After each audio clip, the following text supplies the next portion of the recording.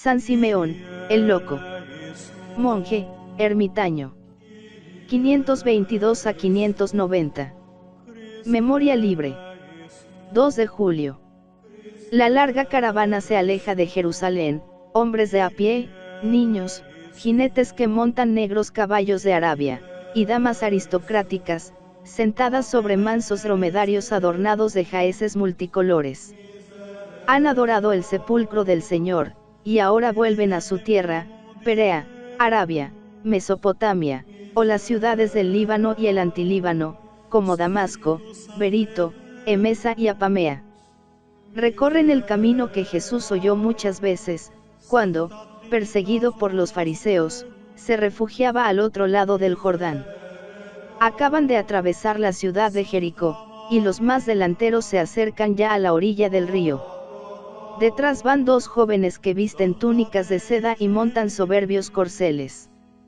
Parece como si meditasen en las cosas que han visto los días pasados, miran amorosamente aquella tierra sagrada, como si quisiesen grabar en el alma la silueta de sus calles y la figura de sus montes, y de cuando en cuando rompen el silencio para recordar algún rasgo edificante. Oye, amigo Simeón, dijo uno de ellos, al pasar cerca de una multitud de pequeñas construcciones que se levantaban en torno a otra más suntuosa que tenía aspecto de iglesia, ¿sabes quiénes habitan en esas cabañas? ¿Quiénes?, preguntó el interpelado. Ángeles de Dios, y no podemos ir a verlos. Podemos, con la condición de hacernos como ellos. Pues vamos allá. ¿Y tu madre, mi querido Simeón? ¿Y tu mujer, mi querido Juan? Habían llegado al cruce de dos caminos. ¿Qué hacemos?, preguntó de nuevo uno de los jóvenes. Mira, por aquí se va al Jordán, por aquí, al monasterio. Por toda contestación, el otro saltó del caballo. El compañero le imitó. Adelantaos, dijeron a los siervos que les acompañaban, uníos a la multitud, que nosotros seguiremos a pie. Los dos muchachos permanecieron unos instantes indecisos, mirándose con gesto de interrogación. ¿Y tu mujer?, parecía decir el uno. ¿Y tu madre?, debía de responder el otro. Convinieron al fin en explorar la voluntad divina, se arrodilló cada uno a la entrada de uno de los caminos, y resolvieron jugar su destino a los dados. El que ganase debía atraer a su compañero al camino en que se encontraba. 8 puntos por el camino de la muerte, exclamó Juan, dejando caer los dados. 10 puntos por el camino de la vida, dijo Simeón, después de jugar a su vez. El camino de la vida era el suyo, es decir, el del monasterio. Por él echaron a andar los dos amigos, y a los pocos minutos llegaban a la Laura del Jerásimo. La puerta estaba abierta, y el abad Nicón, sentado en el umbral, parecía aguardarles. ¿Qué queréis?, preguntó gravemente. Hacernos monjes, respondieron ellos. Vuestra patria, volvió a decir el abad. Somos sirios, de Emesa, noble ciudad que se alza entre Damasco y Antioquía. La conozco, replicó el anciano, y siendo joven me bañé en el Orontes, que la atraviesa, y que arrastra arenas de oro, según dicen, aunque yo nunca logré hallar en él más que arenas de arena.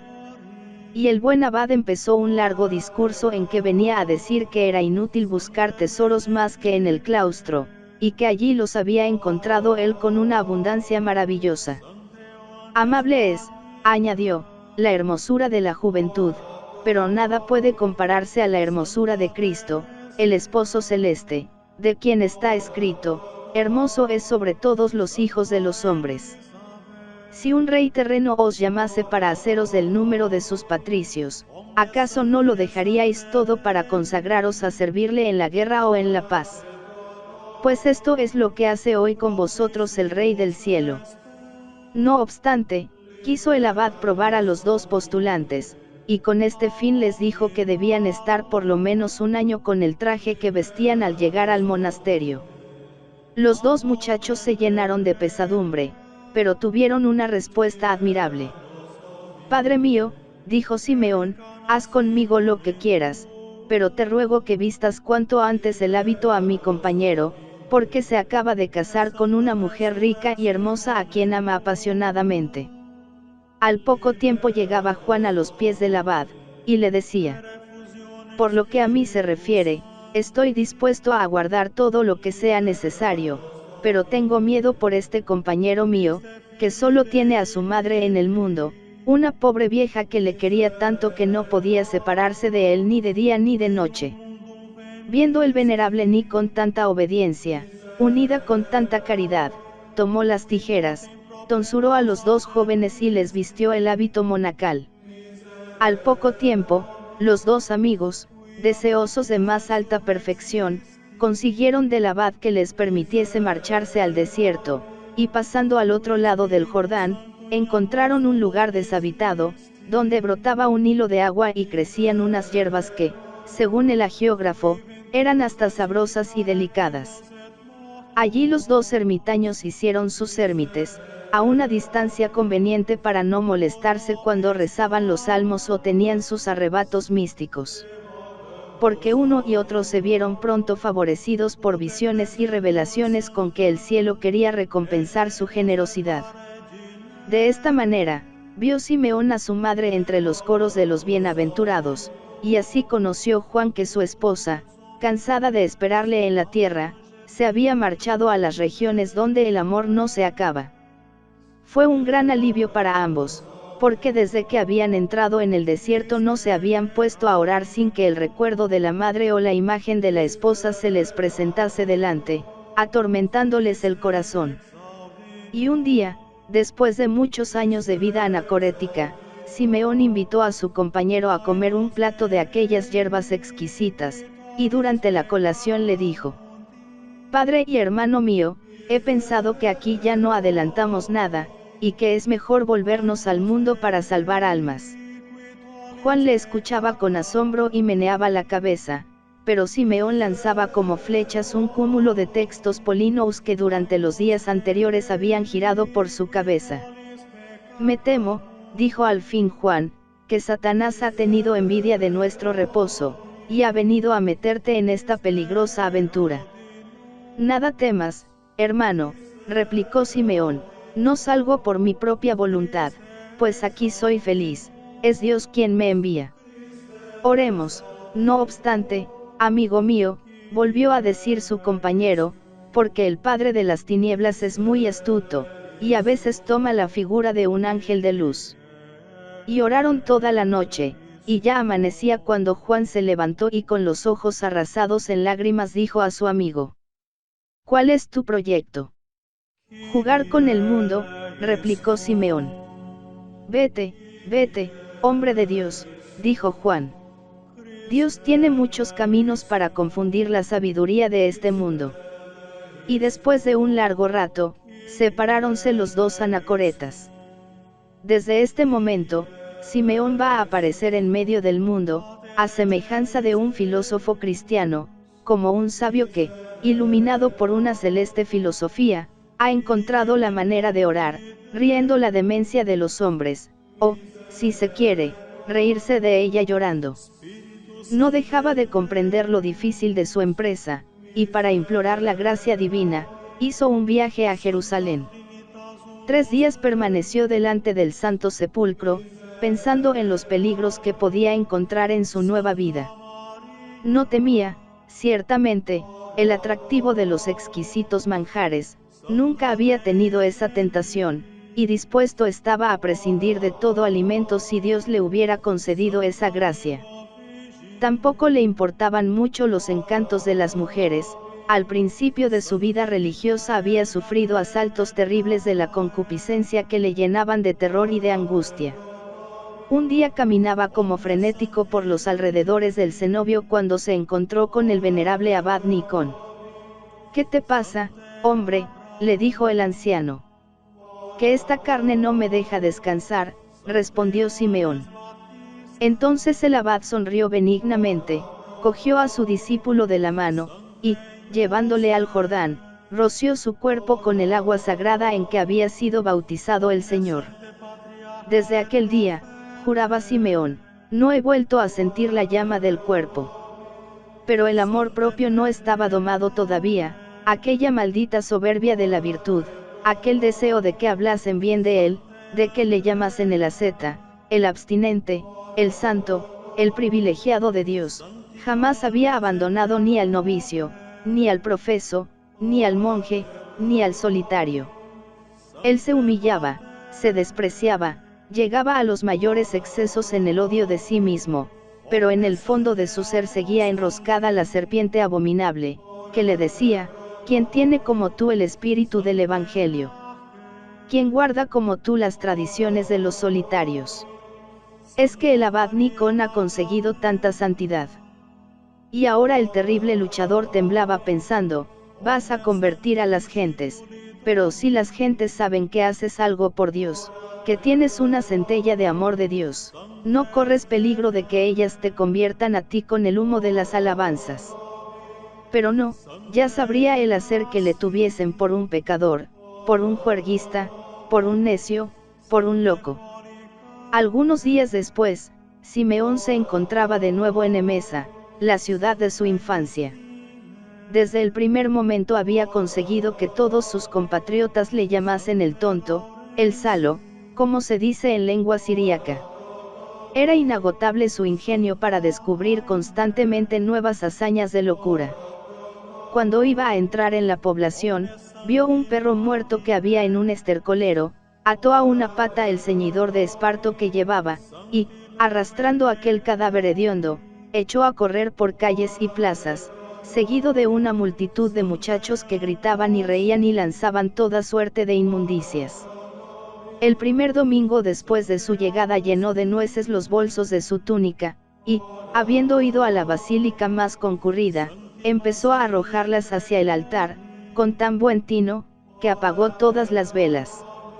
Quisieron echar mano de él, pero él se subió al púlpito, y desde allí lanzó sobre las mujeres las nueces que le quedaban. Ante aquel espectáculo, unos reían, otros gritaban indignados, otros acometían al intruso con bastones y puños levantados. Después de muchos esfuerzos, lograron expulsarle de la iglesia, pero al salir echó por el suelo las mesas de los panes y pasteles que se vendían a la puerta para ofrecerlos durante la misa. Llenos de ira, los vendedores cayeron sobre él y le dejaron en el suelo medio muerto. Al caer sobre su cabeza la lluvia de los golpes, él decía sonriendo: pobre Simeón, a este paso, pronto se llega al sepulcro. Compadecido de él, se le acercó poco después un tabernero, diciendo: veo, señor abad, que andas rodando de una parte a otra, ¿quieres venir a mi casa? ¿Y qué voy a hacer en tu casa?, preguntó Simeón. Podrás vender legumbres o hacer lo que te mande el ama. Perfectamente, replicó el monje, tendiendo la mano al tabernero para que le ayudara a levantarse. Pusiéronle a vender altramuces, habas, guisantes y lentejas, pero él, en vez de vender, distribuyó todas las existencias a los pobres, o se las comió él mismo crudas, pues hacía una semana que no había probado el menor alimento. Pero, ¿de dónde nos has traído a este abad?, dijo la mujer del tabernero a su marido. Si sigue tragando como hasta ahora, ya podemos cerrar la tienda. El tabernero se dirigió a su sirviente, y viendo todas las cestas vacías, preguntó: ¿ya lo has expendido todo? Todo, replicó el monje. ¿Y el dinero? El dinero, respondió, muy serio, Simeón, lo tienes bien guardado en los tesoros celestes. Déjame de tesoros celestes, rugió el hombre, dame los cuartos, o te muelo las espaldas. Yo creía que eras cristiano, explicó Simeón, tranquilamente, y por eso les di a los pobres tu mercancía, encargando a Dios que te pagase, pero veo que te empeñas en perderlo todo. El tabernero, que, no obstante, tenía fe, se retiró sin descargar los golpes prometidos. Convendría echar de aquí a ese hombre, dijo luego a su mujer. Así he pensado yo, repuso ella, pero, por otra parte, nuestra parroquia se aumenta desde que está entre nosotros. He oído que es frecuente escuchar por las calles estas palabras: vamos a la taberna del Salo.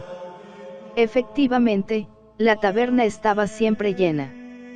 Las gentes iban a beber, pero más aún a escuchar las agudezas de Simeón, que tenía para todo su frase ingeniosa, mordaz, amable o maliciosa. Nadie como él tuvo el arte de envolver una enseñanza en una burla. Ningún rey tuvo un bufón tan divertido, a la par que instructivo. A veces, tomaba una guitarra, se subía a una cuba y empezaba a cantar el vino, pero cuando veía al público más entusiasmado, se desataba en injurias y amenazas, que nadie sabía si habrían de tomarse en broma o en serio. «Sois unos borrachos», gritaba, gesticulando frenéticamente, «sois unos charcos inmundos, bebed, bebed pronto, porque todos estáis destinados al infierno, donde la sed será vuestro tormento. Entonces gritaréis: Salo, Salo, dame un vaso de vino, pero el vino no volverá a mojar vuestras gargantas». «Qué bien habla el necio», comentaban algunos, casi emocionados, y entonces el necio tomaba una copa, y decía: «A vuestra salud». Un día la tabernera le dijo: «Tráeme un poco de fuego». Simeón corrió a la cocina y cogió unas brasas en la mano. «Pero, hombre», le dijo el tabernero, viéndole pasar por entre los pellejos, «¿no ves que te vas a quemar?». «Pues no, no me quemo», respondió él, «pero si te parece, echaré las ascuas en el manto». Y con las ascuas en el manto llegó a donde le aguardaba la mujer. Desde entonces observó Simeón que sus amos le trataban con el mayor respeto. «Se habrán creído que soy un santo», pensó dentro de sí, y un día, mientras el tabernero servía a los parroquianos, se coló en la habitación donde dormía la tabernera, y sin decir palabra, empezó a desnudarse. Ella dio voces, y llamando a su marido, le dijo: «Echa de aquí a este santo, ¿ves lo que ha querido hacer?». Arrojado a puntapiés, Simeón rodó las escaleras abajo y no paró hasta la calle. Desde entonces, su habitación fue una gruta que había en las cercanías de la ciudad. De allí salía todas las mañanas para reunirse a la multitud que paseaba por los soportales o se agitaba en la plaza. No tardaba en verse rodeado de curiosos, a quienes tan pronto hacía reír con los mayores despropósitos como reflexionar con las más profundas sentencias. Hablaba con crudeza, reprendiendo los vicios y revelando entre carcajadas los secretos más inconfesables. «Es un cínico», decían unos. «Es un brujo», murmuraban otros. «Es un loco», replicaban los demás. «Habéis acertado», añadía él, «soy un loco, un farsante, un titiritero, y si no, mirad». Y daba un salto formidable, o se ponía a andar al caricojo, o gesticulaba de una manera grotesca, o decía palabras sin sentido, o empezaba a lanzar piedras contra los perros. Cuando salía la luna, se le veía arrojarse por tierra, lanzar espuma por la boca y levantar los puños, colérico y amenazador. Y gozaba si oía decir a los circunstantes: «Es un lunático». A veces se ponía delante de un pasajero, gritando: «Atrás. No corras a la muerte». Era como la conciencia pública de la población de Emesa. Al amanecer y al anochecer recorría las calles con una corona de hojas de palmera en la cabeza y en la mano una rama de laurel, y pasaba pregonando: «Victoria al rey y a la ciudad». Solía también llevar colgadas del cuello sartas de ajos y de uvas, con las cuales untaba en la cara a las jóvenes más orgullosas de su belleza. En las grandes fiestas, en medio de los regocijos populares, aparecía su figura demacrada, hirsuta y terrible, a pesar de las bufonadas. Aparecía en el circo lo mismo que en el foro y en el templo. Un día estaba todo el pueblo reunido en el teatro, y en el momento en que un comediante empezaba a representar una acción inmoral, Simeón sacó una piedra del bolso y la arrojó al escenario con tal habilidad, que dejó manco al pobre comediante. Pero a la noche siguiente presentóse a él diciendo: ¿Quieres sanar? Sí, respondió el enfermo. Pues prométeme que no has de volver a pisar las tablas. El cómico prometió cuanto se le pedía, y Simeón le curó haciendo la señal de la cruz. Pero antes de pasar adelante, es preciso decir algo sobre el carácter de esta maravillosa historia. En toda la inmensa colección hagiográfica de los volandos hay pocas tan peregrinas, por no decir ninguna.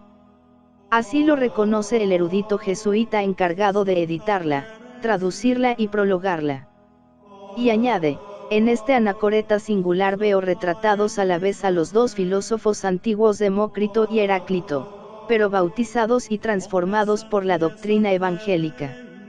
Nadie probó más sabiamente que despreciaba al mundo, nadie más ingeniosamente se burló llorando o lloró riendo sus locuras como este loco sublime, que, para decirlo con palabras del apóstol, parece haberse propuesto humillar la sabiduría de los sabios y confundir la prudencia de los prudentes, mereciendo el elogio que de él hace el martirologio romano, hízose necio por Cristo, pero Dios reveló con milagros su alta sabiduría.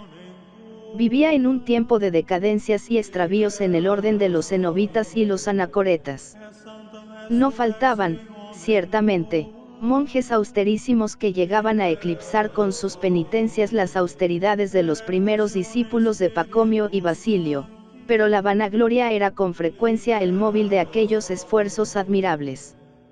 Batir el récord en el ayuno, llegar casi a suprimir el sueño, practicar excesos ruidosos de penitencia, confundir la castidad con el odio a la mujer, llevar el desprecio del mundo hasta el olvido de la gratitud y el respeto debidos a los padres, tal era el ideal de aquella virtud, más pagada de los aplausos y las alabanzas que de la recompensa prometida a los humildes de corazón.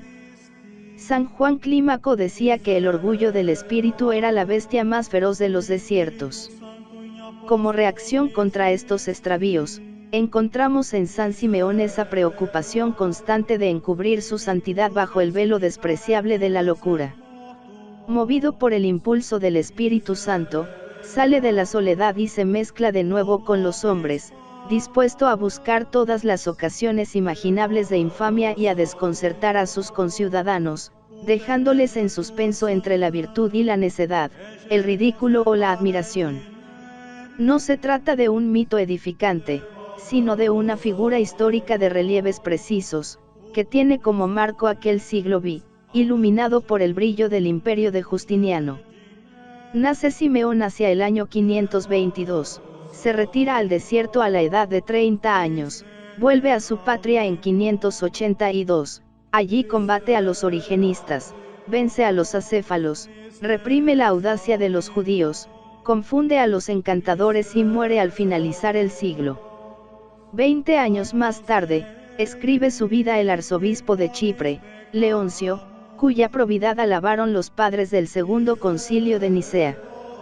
Y él no hizo más que reproducir, lo que le contó, poniendo a Dios por testigo, un hombre insigne por sus virtudes, el amador de Dios, Juan, diácono de la ciudad de Emesa, que con la gracia de Dios, abundante en él, comprendió las obras maravillosas del anciano. Hasta para hacer milagros, Simeón tenía un sistema que desconcertaba a todos cuantos los presenciaban. Pasaba una vez por un barrio donde danzaba un corro de muchachas. Alegres de verle, ellas le rodearon, y con familiaridad excesiva le tiraron de la barba, le cogieron el ceñidor y se empeñaron en que ocupase un puesto en la rueda. Él cruzó los brazos, clavó los ojos en el cielo, y murmuró una breve oración. En el mismo instante, todas aquellas jóvenes advirtieron que no podían mover los ojos. «¿Pero qué te pasa?», se decían unas a otras. «¿Y a ti? ¿Y a ti? ¿Y a ti?». Todas se habían vuelto estrábicas, todas, terriblemente feas. Juzgándose víctimas de un encantamiento, echaron a correr detrás de Simeón, sollozando y gritando: «Salo, Salo, desátanos». Y como lograsen alcanzarle, juraron que no le soltarían hasta que él desatase sus ojos. El santo viejo decía, riendo a mandíbula batiente: «Dios mío, qué guapas que estáis. Vais a ser la admiración de todas las gentes. Pero, en fin, si os empeñáis, enderezaré vuestros ojos torcidos con una condición. ¿Cuál?, preguntaron las muchachas. Que os dejéis besar en vuestros ojos deformes. Algunas ofrecieron su rostro dócilmente, y recobraron su belleza anterior, pero otras rehusaron dejarse tocar por aquel viejo de luenga y sucia barba, mas, cuando vieron que sus compañeras miraban normalmente y que ellas continuaban en su estrabismo, se lanzaron en persecución del varón de Dios, llorando amargamente y diciendo: «Detente, Salo, detente, bésanos a nosotras también». Y era de ver el espectáculo del anciano y las muchachas corriendo a través de la ciudad. Las gentes salían a las ventanas diciendo: «Mirad cómo se divierten con él». Pero otras decían: «Es que también ellas se han vuelto locas». Cuando Simeón llegó a su cueva, atrancó fuertemente, para librarse de las importunas. «Ten compasión de nosotras», decían ellas desde el exterior. Y él contestaba: «Es la voluntad de Dios que tengáis ese defecto, de lo contrario, seríais las mujeres más perversas de Siria». Como era natural, siempre que se celebraba alguna fiesta en alguna casa aristocrática, un bautizo, una boda o un aniversario, Simeón figuraba entre los invitados. Veíasele entonces entre la servidumbre derrochando su ingenio, animando las reuniones y echando su grano de mostaza en medio de la miel de las alegrías. Y sucedió que en cierta ocasión una criada de una matrona muy respetable apareció próxima a dar a luz, y corrió entre las gentes que el Salo la había inducido a pecar. «Muy bien, abad Simeón», le dijo el ama una mañana, viéndole aparecer a su puerta, «¿sabes en qué estado dejaste a la muchacha?». Y él, inclinando la cabeza hacia su mano derecha y recogiendo los 5 dedos, respondió: «Vamos, vamos, infeliz, ya llegará su día y tendrás un pequeño Simeón».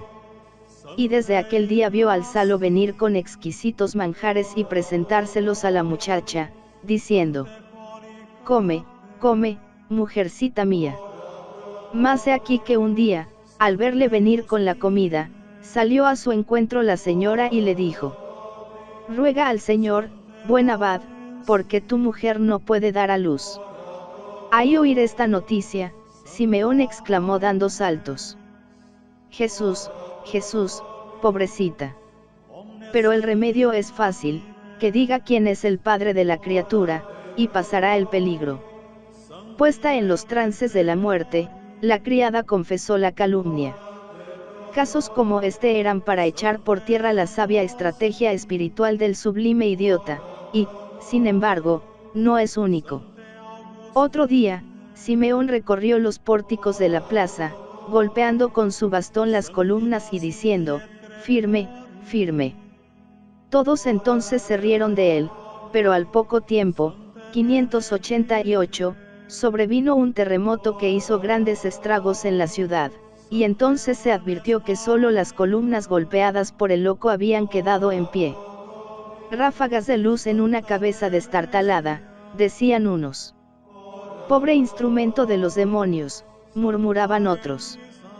Y él se encargaba de favorecer estas interpretaciones. Empezó a susurrarse que durante la Cuaresma no probaba un solo bocado, y ya las gentes empezaban a mirarle con veneración, cuando un Jueves Santo apareció a la puerta de la basílica comiendo carne cruda con la voracidad de un oso.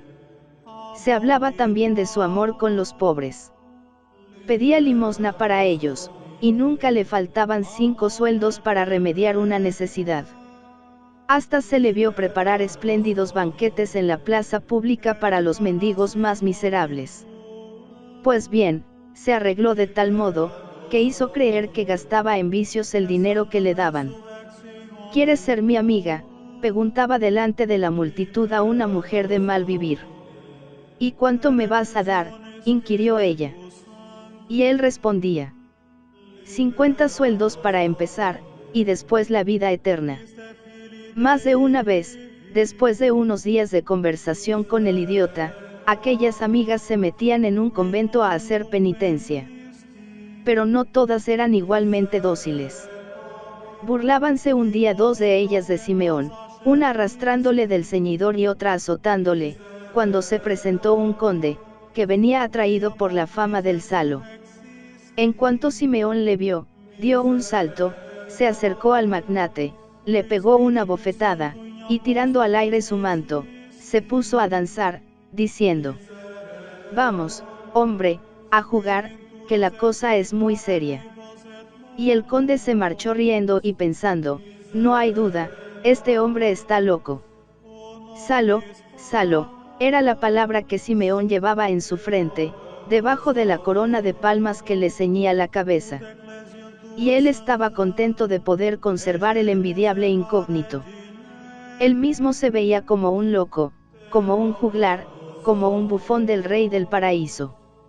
Porque aquello, ciertamente, era muy serio, era un drama terrible en que se jugaba su propia felicidad.